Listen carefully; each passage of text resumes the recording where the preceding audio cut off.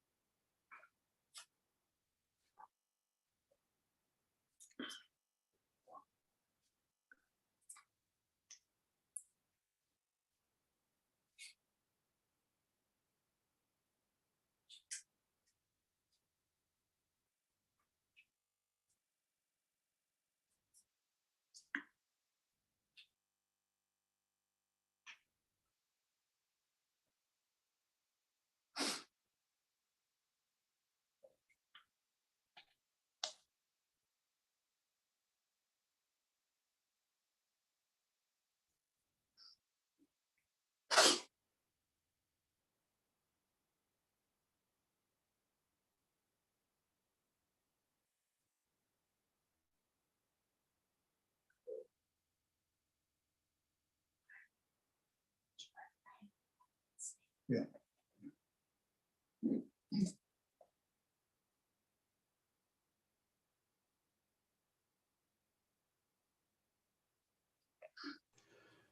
Good morning and welcome to this discussion of human rights in Nigeria and the United States Congress. Thank you all for joining us. We'll be starting in 1 minute.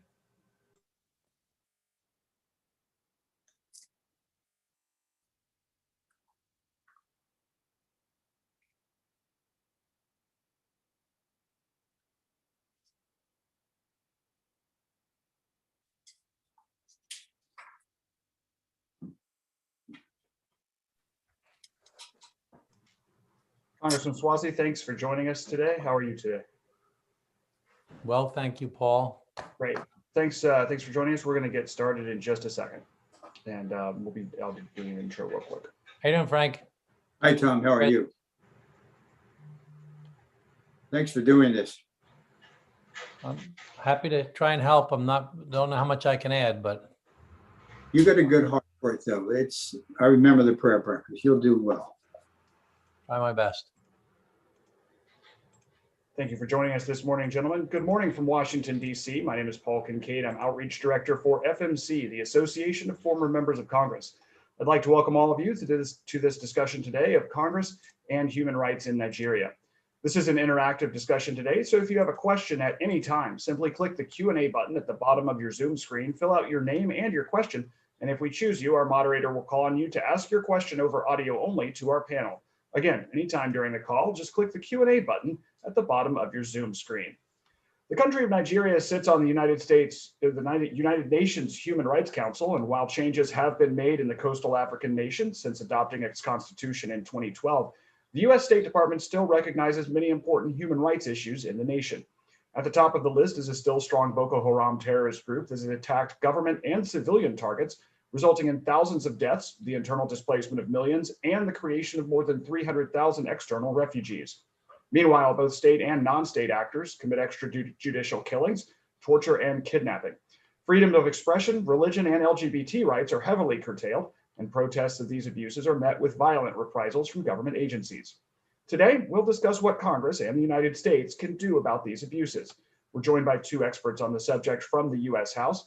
Congressman Tom Suozzi of New York is a Democratic member of the Congressional Executive Commission on China. Congressman Chris Smith of New Jersey is the co-chair of the Tom Lantos Human Rights Commission. They're joined today by Dr. Richard Ikiebi, the director of the Center for Leadership and Journalism in Lagos. We hope to have a great discussion, and moderating it today will be former Congressman Frank Wolf, a Republican from Virginia, who served with Congressman Smith in the House. Congressman Wolf, thank you for joining us today. The floor is yours. Well, thank you very much. And I want to thank FMC and Pete Weidland and the entire staff for doing this. I also want to thank Congressman Smith and Congressman Swazi for doing this. I am very grateful. Also, Dr. Ickaby for joining us from Nigeria. The recent April 2021 report by the U.S. Commission on International Religious Freedom cites the difficulties faced by people of faith in Nigeria and lists Nigeria as one of 14 countries of particular concern. It's what they call a country of particular concern designation. The report begins, quote, in 2020, religious freedom conditions in Nigeria deteriorated, with both state and non-state actors committing egregious violations of the right to freedom of religion or belief. Nigerian citizens face violence by militant Islamists and other non-state armed actors, as well as discrimination and arbitrary detentions and capital blasphemy sentences by state authorities. Nigeria is the largest country in Africa with about 219 million people. And by 2050, Nigeria will have a larger population than the United States. Genocide Watch has said that Boko Haram is committing genocide against children, especially girls it kidnaps to become sex slaves, and it forces boys to become child soldiers. It massacres police and others associated with the Nigerian government and commits war crimes against ordinary citizens. Genocide Watch also said that the Fulani militants in central Nigeria are committing crimes against humanity and genocidal massacres against Christians. The Islamic State of West Africa is also operating in Nigeria in the Lake Chad region. In April of 2014, Boko Haram garnered worldwide attention for kidnapping 276 Christian schoolgirls. The world responded with a hashtag Bring Back Our Girls Twitter campaign. But 7 years later, more than 100 of the girls are still missing. Since then, there have been numerous attacks against schools with kidnapping of many children. 4 American soldiers were killed in Niger, and the Nigeria Lake Chad region could become a breeding ground and staging area for attacks against the West for terrorism and the resurgence of ISIS into Iraq. In addition, we see hunger, millions of displaced persons living in squalid conditions, kidnapping for ransom, little or no education in some areas, government corruption, and human rights abuses by the military. Yet, we see very little reaction by governments in the West. In December of 2019, the Wall Street Journal carried a large article by Bernard Henry Levy, who said that what's happening in Nigeria could lead to a Darfur or a Rwanda. We know there was genocide in both Darfur and in Rwanda. He said when the world and the US ignored genocide in Rwanda, hundreds of thousands of people died. And could history be repeating itself? Many experts believe that Nigeria could implode. This would destabilize the surrounding countries and send millions of refugees into Europe and beyond. The Irish singer Bono actually said, if it unravels in Nigeria, it will be an existential threat to Europe and the world beyond. There are 350,000 to 400,000 Nigerian Americans who are concerned over the fate of their relatives back in Nigeria. The challenges facing Nigeria are great. However, it is my firm belief that the United States and other Western nations have a vested interest in confronting one of the worst crises of our times. And keep in mind, we have sent millions and millions of dollars to Nigeria. Nigeria has been fractured, and many people think it has been forgotten. So we have genocide by Boko Haram, genocidal activity by the Fulani militants, rampant hunger. I look at the World Food Program statistics with regard to the country. Little or no education in parts of the country where young kids are getting no education. Sexual trafficking, there was a report of 15,000 women and girls being sexually trafficked alone in southern Italy. Massive government corruption, human rights abuses by the military, mass migration out of Nigeria, and we see really very little action taken by the West, and we see very little coverage by the Western media, except for the Wall Street Journal and the New York Times. Just this morning, I read a report from World Magazine that says the following. It said Nigerians have left their country for the United States and Europe for decades. But in 2018, Pew Research Center took a poll in Nigeria to find out how many others might leave. 45% of the Nigerian population said they expected to, within the next 5 years, leave. They then interviewed a young woman named Emmanuel, and I'll just read briefly what she said. In 2019, nearly 13,000 Nigerians emigrated to Canada alone. And then she goes on to say the following. On top of the economic insecurity in Nigeria, she says she faced daily fears for her safety. She says Nigeria is really unsafe right now on several levels, especially in several communities where just your religion makes you a target. Here, it's not the first thing you think about when you meet someone. Nigeria is very, very unsafe. I know many times I used to be scared getting home after work. And every day it was just pray I get home safe. And I mean that in the most sincere way. And then it ends by saying, the report, that many of these same issues are pushing Nigeria's medical professionals to leave as well. The country only has 74,000 registered doctors for its 219,000 million people, and doctors and nurses are leaving. It's very serious.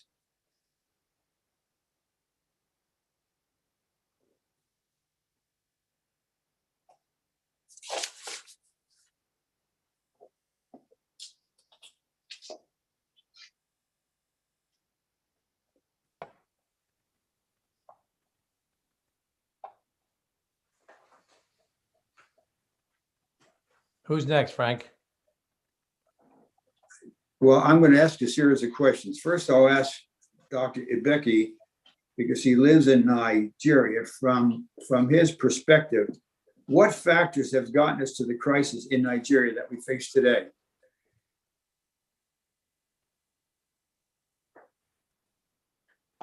Thank you very much, Congressman, and I want to thank the organizers of this event. I think it has come at a very important time. I hope it will make some difference, and I hope it is not too late. What got us here is arrogance of the elite rulers and those who run the nation here in Nigeria. Arrogance that the problems that were so obvious 10, 15 years ago will just suddenly go away, and nobody took proactive action. What got us here is inability to see from a national perspective that we were faced with a problem that was so deep, so obvious for those who cared to see. What got us here is the, as Congressman Wolf said a moment ago, is the Western press refusing to acknowledge that there are genocidal activities in Nigeria. The Western press refusing to acknowledge that there are even problems in Nigeria. What got us here is confused narrative. People saying everything else except addressing the real problem of how we got to where we are. What got us here is the opening up of Libya and the chasing away of ISIS from Europe and allowing them to come into Libya and down into Niger, down into Mali. What got us here is the refusal to acknowledge that spiritual issues, that there are religious roots for the problems that we have in Nigeria, that indeed Christians are being persecuted. Of course, Muslims are being killed as well. Moderate Muslims are being killed. Christians are being killed.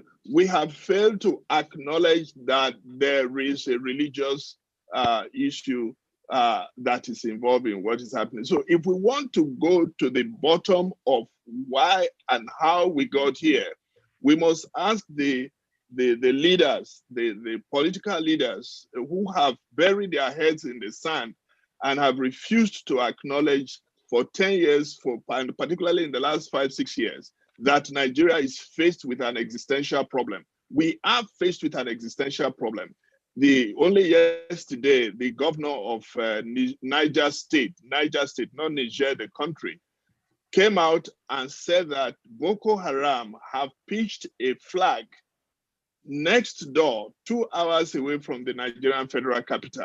The same yesterday, the Benue State governor buried 70 people that were killed by the Fulani headsmen. He said it was the Fulani headsmen. 2 days ago, the governor of, I think, Abia or Imo, Anambra, Enugu, had the same problem, burying people that had been killed by these hoodlums ravaging in every part of the country. Whether you go to the east, you go to the west, you go to the north, there are killings on a daily basis. Just before I came on air on this program, somebody sent me a note from Kaduna and said that what is going on is like something that was taken out of the movie. So we have a nation that is just setting itself up for an implosion. I hope we are not too late. We were told yesterday that the Secretary of State of the United States had a virtual meeting with the President of Nigeria. I hope he listened. I hope there were concrete issues discussed, because where we are now, a senator was weeping in the Federal House of National Assembly. A Nigerian senator was weeping, recounting the atrocities that have been committed all over Nigeria. There is no square mile of the nation that is spared right now. I don't know how we are getting on. I don't know how we have managed to keep going on now. But I hope that government and the decision makers to see that they have a role to play, because as Congressman Wu said a moment ago, where we are, it's a skyfall problem, by which I mean it's going to be everybody's problem. It's not going to be a Nigerian problem when it starts. It's going to be a West African problem. It's going to be an African problem. It's going to be a European problem, and it's going to be beyond that. Well, thank you, Doctor. Next question to Congressman Smith. Congressman Smith, in addition to the humanitarian issue, what is the security implications of Nigeria, especially as it comes to global terrorism? Thank you. First of all, I think everybody on this Zoom need to recognize that Congressman Frank Wolf, Chairman Wolf, wrote the law, the International Religious Freedom Act, which created countries of particular concern, the office, the ambassador at large, and USCIRF, which is the independent commission that provides incredible insights as to what is happening. And as you pointed out, they just came out with their report, and it is an indictment of what is happening in Nigeria today with the Islamic state in West Africa, the Boko Haram, the Fulani, all of whom and others who are not only killing, maiming, kidnapping, and beheading. There was a Christian from Cannes, and I know that organization very well. I've met with them many times in Nigeria. They took one of their leaders and beheaded him because he would not renounce his faith. It reminds me, getting to a moment ago when the doc made a very important point about how did we get here. 10 years ago, I began holding hearings, and I've held 10 hearings on religious persecution and human rights in Nigeria over these years. Most recently was just in December as co-chair of the Lantos Commission. And the Assistant Secretary, Johnny Carson, Frank, actually said, this is Assistant Secretary for African Affairs under the Obama administration, that Boko Haram was just trying to embarrass Goodluck Jonathan by blowing up bridges, by doing the mayhem that they were doing, rather than to recognize the radical Islamic beliefs that they hold, that they believe they can kill, and they're doing it in the name of God. They do it against Muslims, as we all know. Pious Muslims have been, I remember going to Jos and meeting with Archbishop Kegama, visiting churches, all of which had been firebombed. Then I met with the Islamic leadership in Jos, and they had nothing but respect for the Christians and vice versa. And they said, they're targeting us too. These radicals are targeting us and killing us and forcing some to become radical against their will. So, you know, there's even one of the men I met in an IDP camp, Habila Adamu. I was so impressed with his story. I brought him to the United States. He gave testimony, and he said, Boko Haram broke into my home, dragged me out, put an AK-47 to my head and said, you convert or we blow your brains out. Well, he said, I'm ready to meet my God. They pulled the trigger, disfigured his face very significantly, but he survived. And when he came and testified, he said, you've got to realize this is not about economics. This is all about radical jihadist beliefs. So the impact, not just for Nigeria, which is the most populous state or country in, it's often been said, as goes Nigeria, so goes the rest of Africa. You know, this gives aid and comfort to the other jihadists throughout Africa. And of course, they're expanding. And the Fulani cut not just in Nigeria, but they're found in many other places. And this foolishness of suggesting that this is a fight between herdsmen and farmers. No, this is a fight of radical jihadism. And finally, just let me say, Buhari has not performed well. Finally, Nigeria was designated a CPC country, again, pursuant to your historic law, as you know, Chairman Wolf. And I'm not sure the Secretary of State brought that up in his call. There was nothing in the readout of that call with Buhari. So I'm very concerned that they will not look to renew it.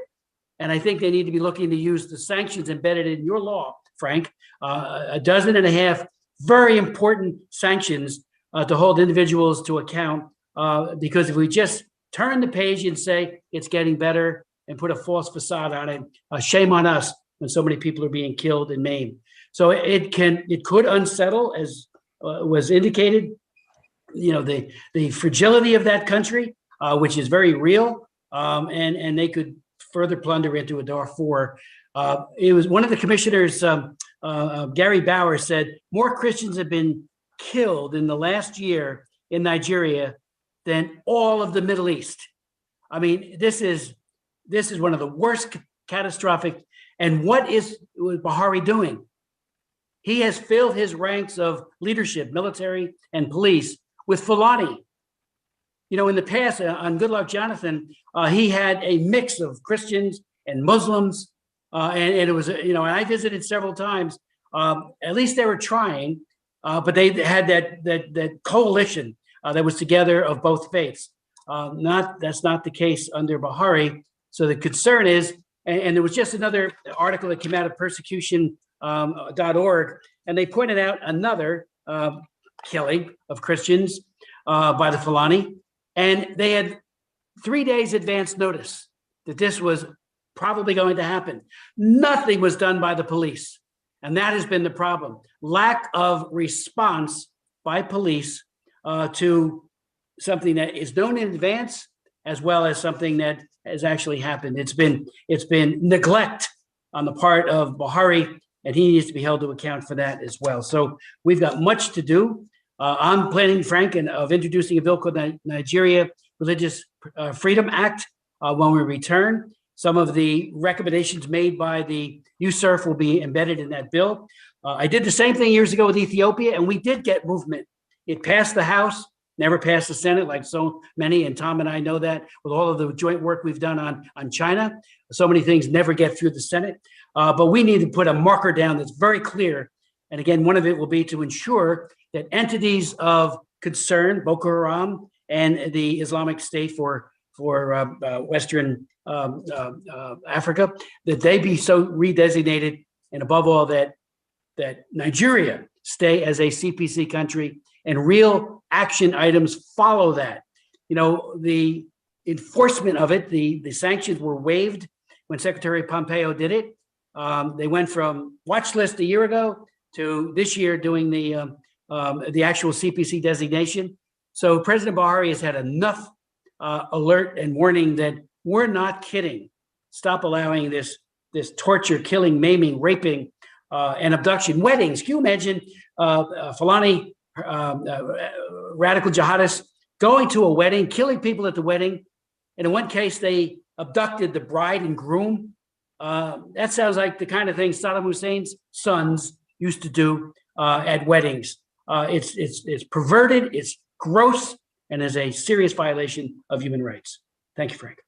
Thank you, Congressman Smith. Congressman Swazi, the Catholic bishops and Protestant bishops and the pastors in the country, particularly the Catholic bishops, the Catholic bishop of Kaduna, who's spoken out, they're crying out for help. They don't feel that the church in the West or any of the Western governments have been very supportive of them. Why do you think that the church in the West has not spoken out, and what do you think they can do? And the other question is, they've asked, why doesn't the Western media cover us? You remember, God bless her, Christiane Amanpour, whenever there was a crisis somewhere, she would go there, and now it seems that no one goes there. But do you have any thoughts or comments to the Catholic bishops who ask, why has the church in the West and the governments not come to their aid? Well, thanks so much, Frank, for inviting me to be here today. And I want to make it clear from the beginning that I'm not an expert the way Chris Smith and you are, Frank, or the way you are, Dr. Akiebe. Thank you so much for being here today, O'Shea. I'm very interested in the issue of religious freedom, as you know, serving as the former co-chair of the National Prayer Breakfast, where we discussed the issue of religious freedom throughout the world. And I think that the reason that this issue has not broken through is because the media is very different today than it was 10 or 20 years ago even. And there are so many issues out there to gather attention that it's hard to break through to get people to pay attention to these issues. I think everybody's heard of Boko Haram. They don't realize, however, that it's a relatively small group of people in such a large country. I don't think that people are educated on the issues of Nigeria. And I think that similar to what the doctor was saying is that we can't wait until this erupts into a full-blown genocide before people start paying attention the way that they need to pay attention. And unfortunately for the people that are listening here today and the people interested in Nigeria, we just have a lot of work to do. We have to educate people about what's going on. Chris and I can tell you about the experience we've had with the Uyghurs in Western China. Very few people were aware of the Uyghurs 3 years ago. Even now, I'm sure many people on this call are not aware of the Uyghurs, but we've been working on it and getting more and more attention over a period of years by passing legislation, by holding hearings, by trying to bring people together. And that's what you've done here, Frank, is you've brought people together to try and educate people about this awful, awful activity that's going on in the most populous state in the continent of Africa. The United States of America took this very important role at the end of December of 2020 as the previous administration was leaving to declare this formally as a country of particular concern. That's a very positive development. However, the funding that was available from the United States, the foreign aid to Nigeria, was sent nonetheless for infrastructure. And we have to really work hard here in the United States and elsewhere to designate some of these funds to be used to actually expose what is happening. We can't rely upon self-interested parties coming from the country itself that we don't know what their agenda is. We need to have a full-blown exposition of what's actually transpiring on the ground in Nigeria and expose that to the public. And I think that the bishops that you reference, Frank, the church not bringing enough attention to this, are in the same similar situation. They just simply are not well enough acquainted with what's going on in Nigeria. And it's up to us to do a lot more work to educate people. I looked at some of the questions in the chat room, or some of the questions and answers. The people who are on this call, the people on this panel, are very engaged and very interested. And there have been stories written, as you mentioned, in the New York Times and in some other prominent papers.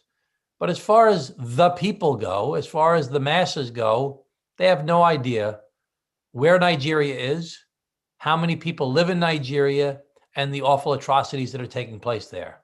And we simply need to continue to raise our voices to educate people as to what is transpiring here with Boko Haram, with the ISIS-affiliated agencies, with the role of the government in not stamping this out in Nigeria, and try to bring more people to our cause. Now, that's not the answer people want to hear.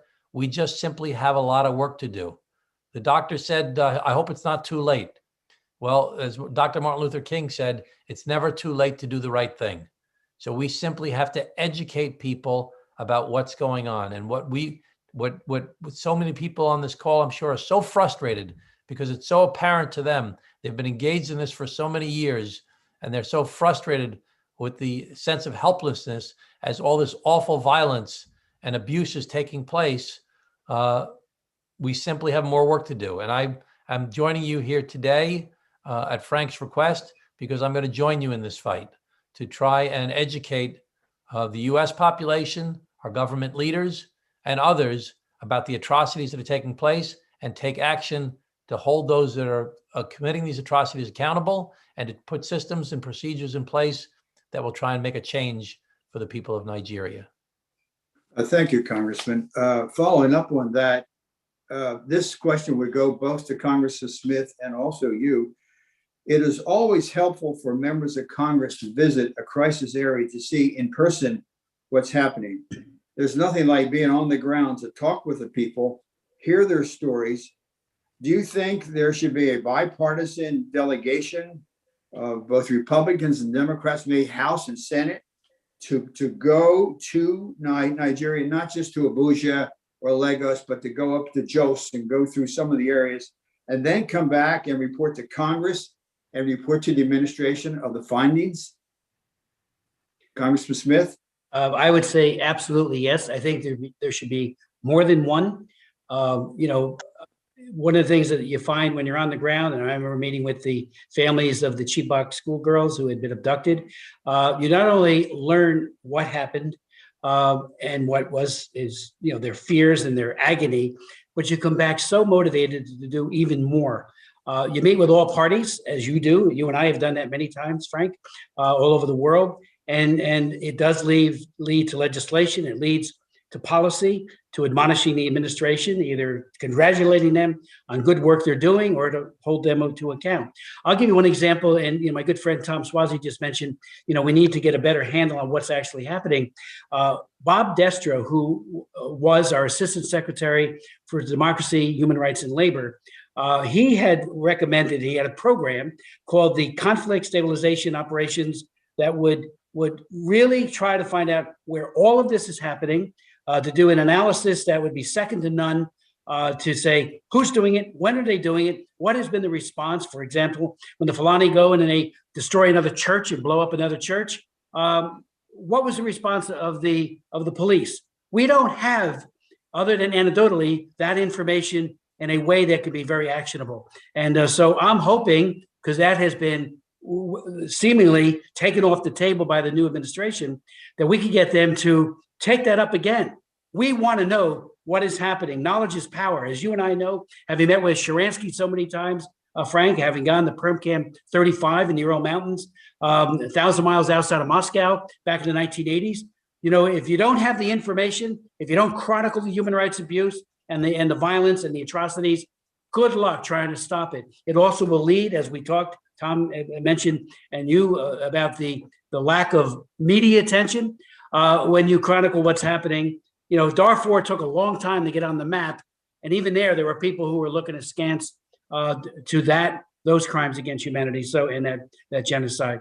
So, the conflict stabilization operations, we need to get that back on track, and trips to, like you said, when I went to Jos and I met with the family members grieving their loved ones who have been firebombed, and met with people who were without limbs, it motivated me to triple the work that I would work. So members both sides of the aisle, we need to do it in a bipartisan way. Congressman Schwazi? Absolutely, we need to have such a trip.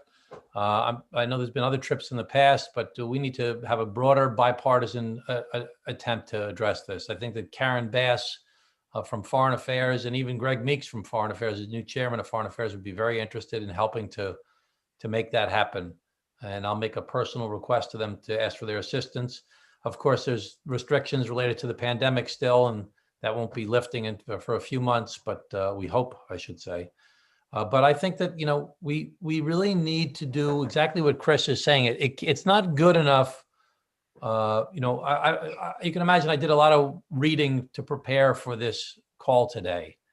And, it's not enough to understand the issues of poverty, to understand the issues of climate change, to understand the conflicts between the herders and the farmers, and to understand the pockets of who lives in what part of the country. We need systemic analysis to back up what is actually happening with concrete data as to where the violence is taking place, to actually list cumulative numbers and locations and the government response.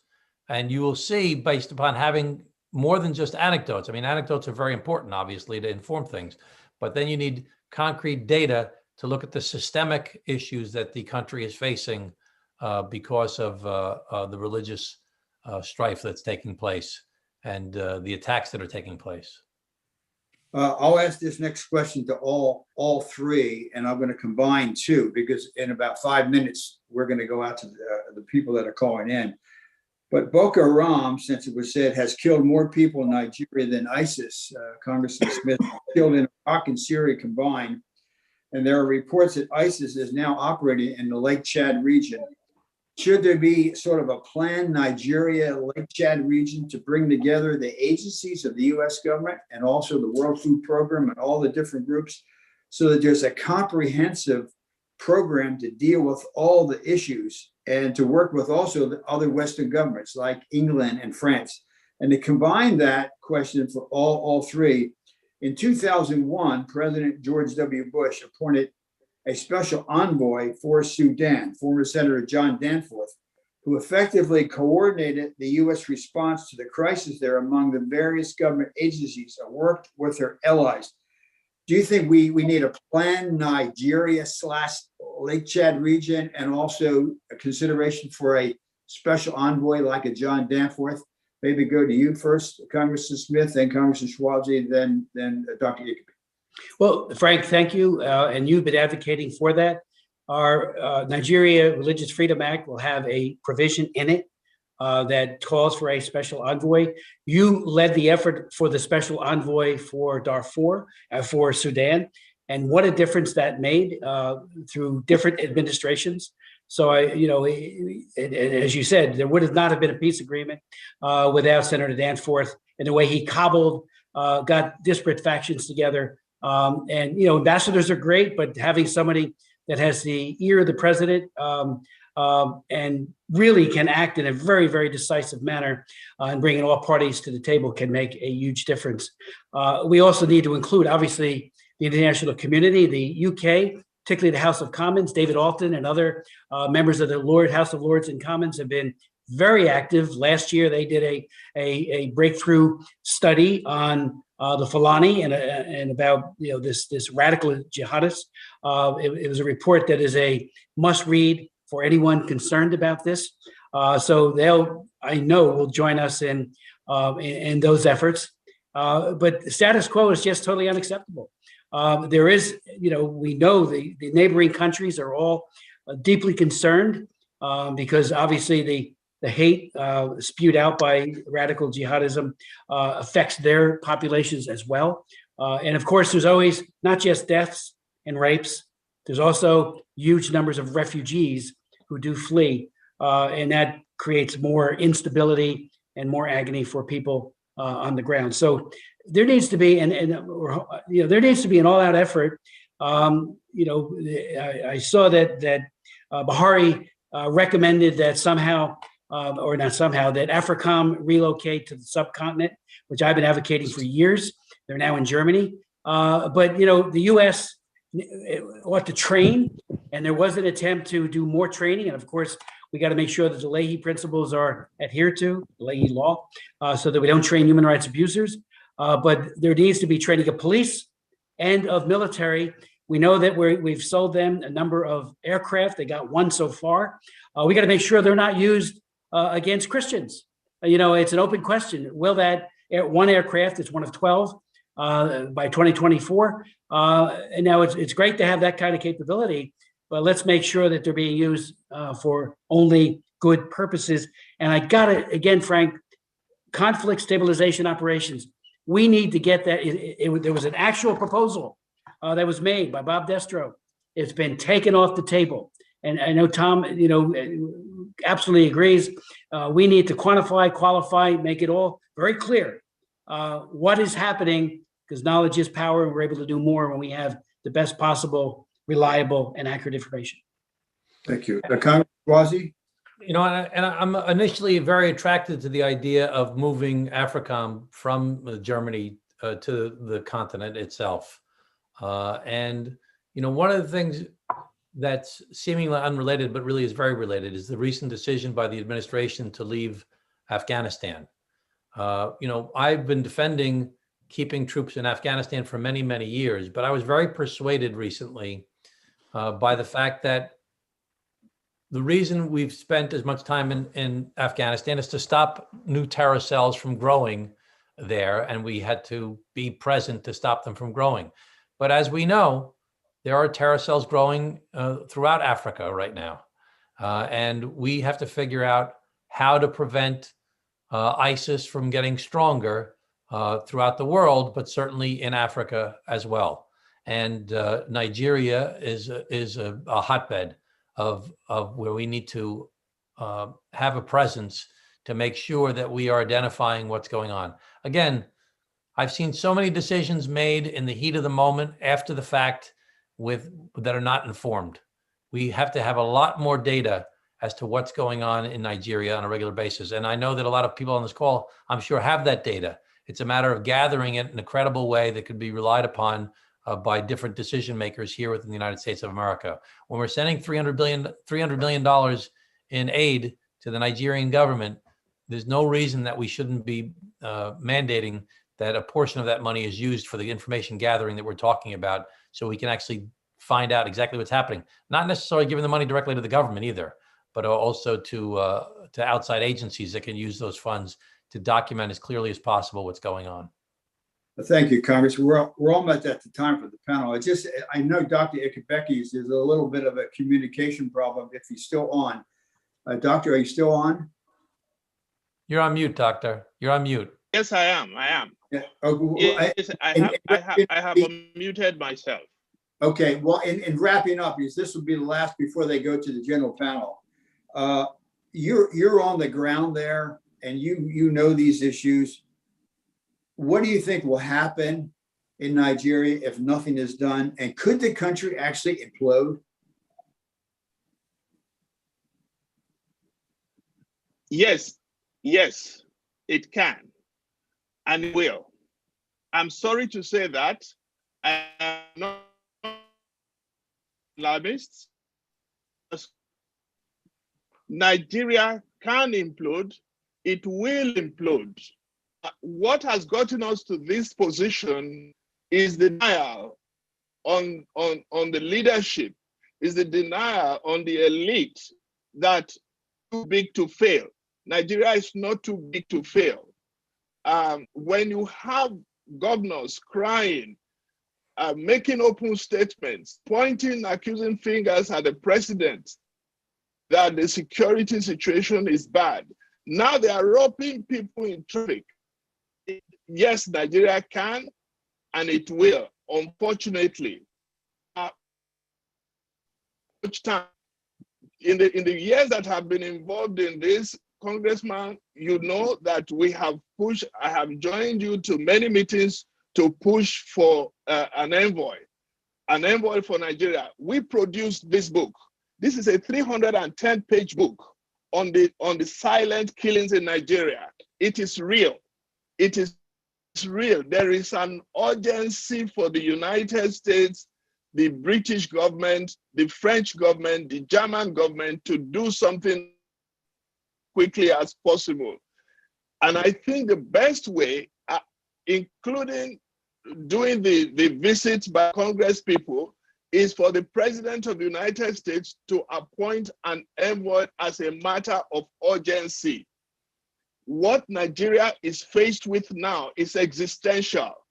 It is existential.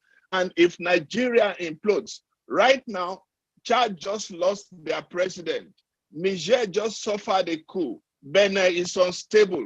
Cote d'Ivoire is unstable. Mali is unstable. Cameroon, the man there is weak. ISIS and ISWAP, they have access to the whole of West and Central Africa. If it happens the way they have planned it, there will be no time for discussion.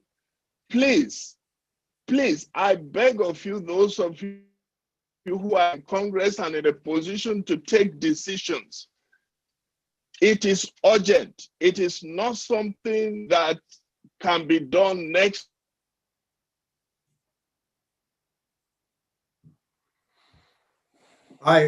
Thank you, Doctor. I want to turn, there's a communication problem, but I think we heard most. I want to turn this back to the FMC that has taken questions from various people. And let me suggest, Doctor, that if you come back on, that you should turn off your video and just use the audio. Thank you, Congressman Wolf. Our first question is from Buchi Okeke, who's in our audience today. Buchi, if you can go ahead and unmute your microphone, you can ask your question of our panel. Hi, can you guys hear me? Yes. Well, thank you so very much, Congressman and people in the panel for having this session. I'm a very concerned citizen. I migrated to the United States 2015 because of the insecurity going on in modern day in Nigeria right now.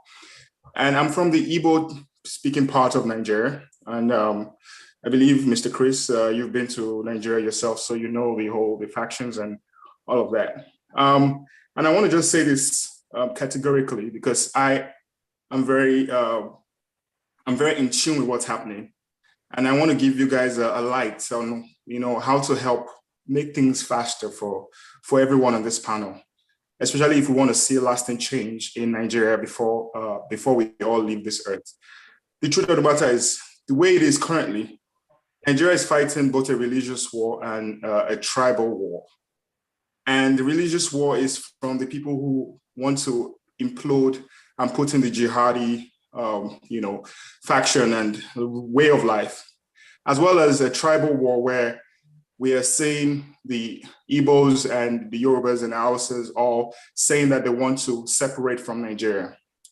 I feel like the first things to be on the agenda should be, how do we disintegrate Nigeria? How do we make Nigeria everyone goes back to their own particular space? Looking at the history of Nigeria, you would see that the founding fathers of modern day Nigeria never wanted Nigeria to work. And that was why they put Nigeria the way it is. And we have, we've spoken about how much people migrate to other parts of the world and develop other parts of the world. Most of the people who do this are the Igbo speaking tribe of Nigeria. They're the ones who are most concerned about development and progression. But there are some sect of people in Nigeria that are seeking to hold Nigeria down. And you've mentioned them. We all know them, and they're the Fulanis.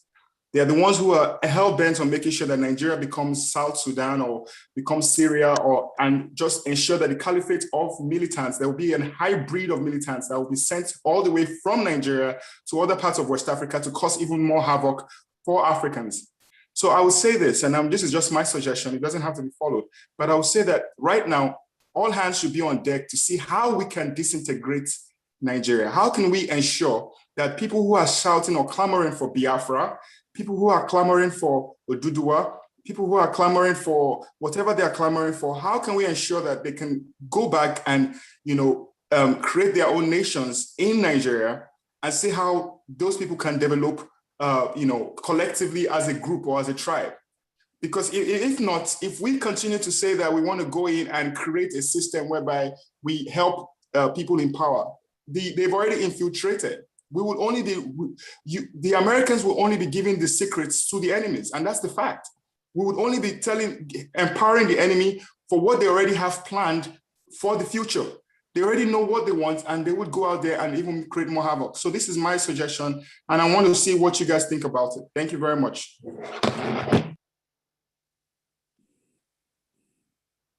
Moderator? Oh, I believe he wanted Okay, to. why don't you ask another question? And I think he makes a good point, but why don't you ask another question? Our next question is from Ray Iminu, who's in our audience and has a question. Ray, if you can go ahead and unmute your microphone, you can ask our panel your question. And when folks do have questions, if you can get to them quickly, that way we can make sure that everybody has a chance to get to theirs. Mr. Iminu, if you'd like to unmute your microphone.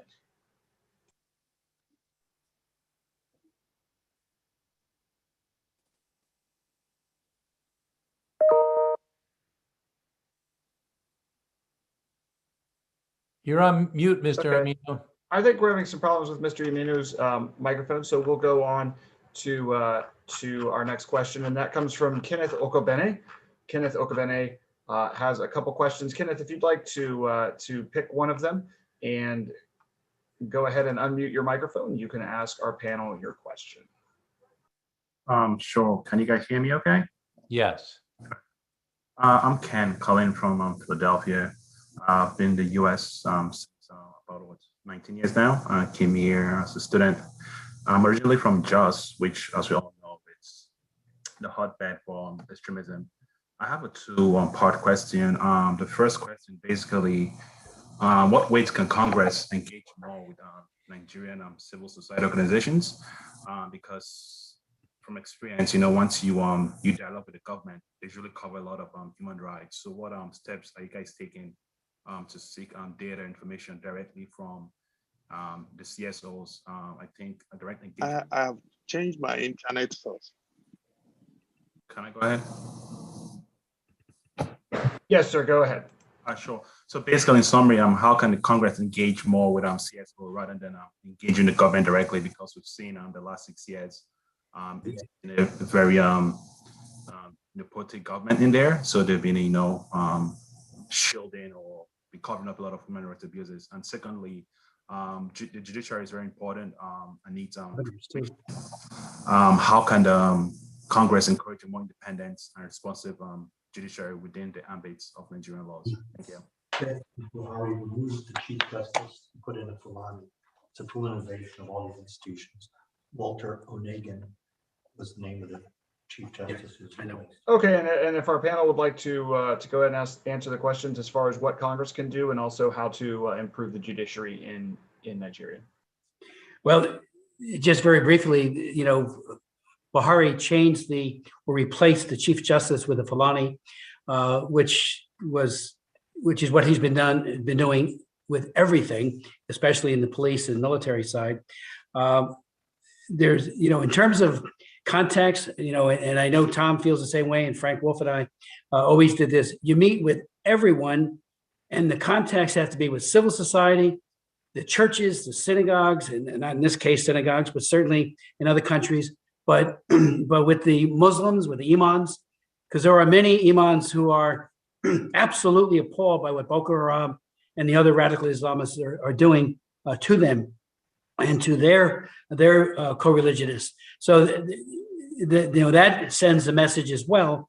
Me with individual lawmakers. I mean, I've been to Abuja and met with the speaker and foreign affairs people in both houses. Then they realize and get to see that, where the Congress is coming from, that our empathy. And I'll give you an example, again, where I learned something. For 3 years, I tried to get Boko Haram designated as a FTO, foreign terrorist organization. The Obama administration would not do it. So I held hearings. On the day I was going to mark up my bill to so designate it, they changed their policy and they said, we're designating them as an FTO. But what preceded all of that was meeting with members of the parliament, or the Congress, both sides, and they had a mistaken view as to what FTO actually meant. Somehow it was just branding Nigeria as a terrorist state rather than branding the individual group. I was kind of taken back by that false impression. And when they realized that we're looking to help them, because we want to track the flow of arms and money and everything else to these organizations with an FTO designation, they thought it was a good idea. But again, it was that contact with individual lawmakers and governors. You know, we miss a great opportunity to know what's really going on when we just talk to the central government in Abuja and don't talk to the individual governors. And I've met with many individual governors over the years, including right here in this office. And you do get great insights as to what's going on that then are actionable. And to that original question about the dissolution, all of us are concerned that one, there will be more death and destruction and perhaps even a genocide. The crimes against humanity are already taking place in Nigeria. But, you know, look at what happened in Yugoslavia, you know, when it just all came apart and the great loss of life that occurred there, which got even, so it could get much worse. That's why the special envoy and the coordination with other countries as well. There needs to be more of a UN effort. Frankly, it's been, you know, the ICC, International Criminal Court, has taken forever to bring indictments against individuals who have committed horrific crimes. We should even be thinking about a hybrid court, like what Dr. White did and others in Sierra Leone or in Rwanda or in the former Yugoslavia itself. I mean, these crimes, if they go unattended to, it breeds more impunity and more people die. But again, right now, law enforcement is not reacting. So we've got to get Buhari to change the policy of neglect. When somebody says, we have actionable information that this church might be attacked, or as it's even happening, so that people are protected by a rapid deployment of a police force, a federal force as it is. So there are two questions. One is what can Congress do? Well, we have, or the United States can do generally. You have either carrots or you have sticks. We can either provide money or we can provide sanctions. We can provide assistance for infrastructure, which is something we're doing right now, or we could use some of that money and designate it for particular purposes, or we can sanction individuals that are trying to affect their business interest. We could look at the trading relationships that they have with the United States of America. We could try and put sanctions in place to hold people accountable. We could try and bring the world community along with us, certainly the West, or through the United Nations, again, with either carrots or with sticks. And a gentleman suggested, why don't we dissolve the country? You know, I have to be very candid with you. I don't have any clue whatsoever as to what the answer is. I'm the least educated person on this entire call as to what the right answer is for Nigeria. What needs to be done is there needs to be a consensus built by the people on this call, with groups interested in this, people involved with the United States Commission on International Religious Freedom, with our diplomats, the State Department, and with our military, quite frankly, to develop a consensus as to what the game plan is from Nigeria. Right now, there are so many competing concerns for the US's attention that Nigeria, while it is an issue of concern, it's a country of particular concern because of the awful atrocities that are taking place, there is not that much energy focused on it as it is, for example, let's say China, which is the new issue that has become such a tremendous focus in the country. So the good news is that Frank Wolf is passionately involved in this. Chris Smith is passionately involved in this. Many others are passionately involved in this. What I can do to be helpful is to try and get others interested in this, especially those people on the committees of jurisdictions. Mainly, I'd be most concerned about foreign affairs. Greg Smith is the chair. Greg Meeks is the chairman of foreign affairs. He's my neighbor in Congress as far as his district is right next to mine. I have a very good personal relationship with him. He's always been interested in the continent of Africa.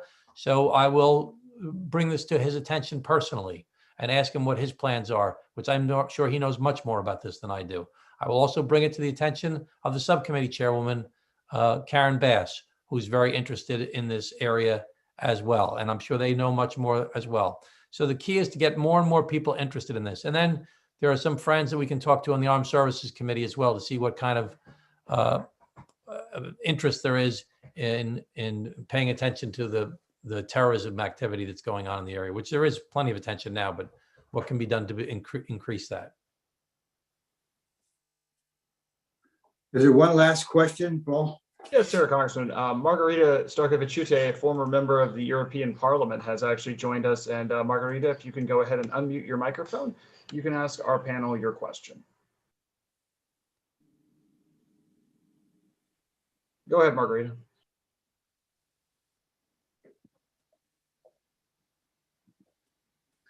Can't hear you, Margarita.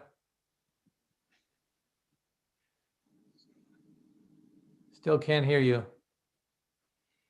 Okay, I think she's having some problems with her microphone, so we can go ahead and wrap up if you'd like, Congressman Wolf, and get some last statements from our panel. Okay, I'll do. I will do. I'll turn it over to both Mr. Smith first, then Mr. Swazi, and then Dr. Becky to make some closing remarks. Okay. Very briefly, thank you, Frank, and thank you, all of you. Good to see my good friend Tom Swazi. Dr. Becky, thank you for your tremendous insights and work. When we return, I will be introducing the Nigeria Religious Freedom Act. It is still a work in progress, but we've got a lot of the provisions worked out. So I invite any thoughts anyone might have on that.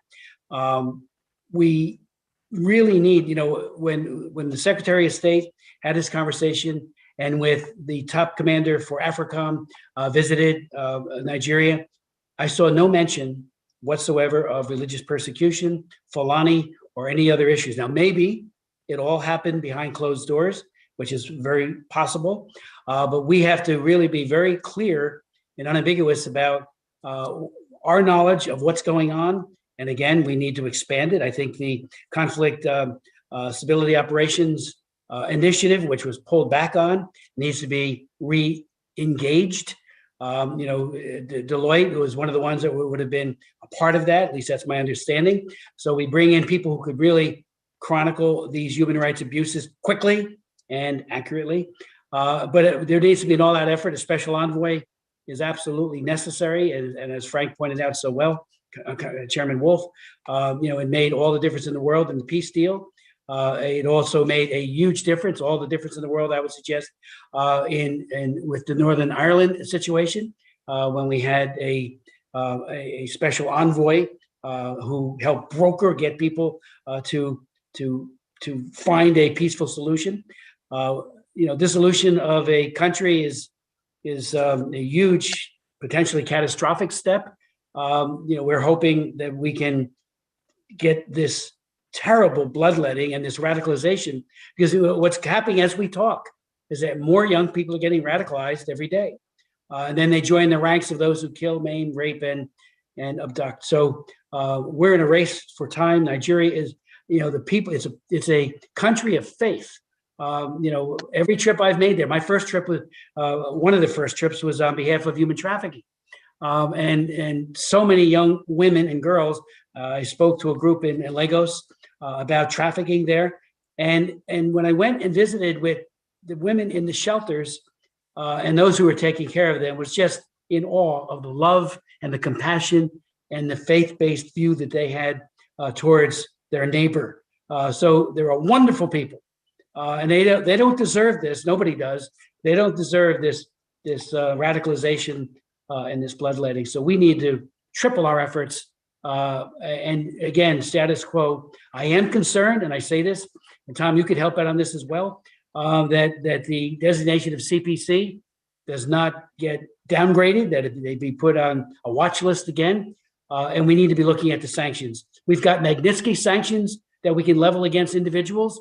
And Frank, in his everlasting wisdom, put sanctions into his bill that were waived the first go around by Pompeo. You know, a good faith effort here. You're on the list. Now make reforms. But those sanctions need to be looked at to impose on individuals and on the government itself. Thank you so very much. Congressman Schwazi. I want to thank you, Frank and Chris and Dr. Akiyebi. Thank you so much for the good work that you're doing. I just want to pledge my commitment to work with all of you to try and bring this to more people's attention and to bring the resources that are necessary to try and address these awful situations that are taking place every day to such a wonderful people of the people of Nigeria. Thank you. Dr. Becky. Yes, thank you very much, Congressman Wolf. I want to end by saying that the problem we have is structural. The problem we have is existential. It threatens the existence of the country if nothing is done.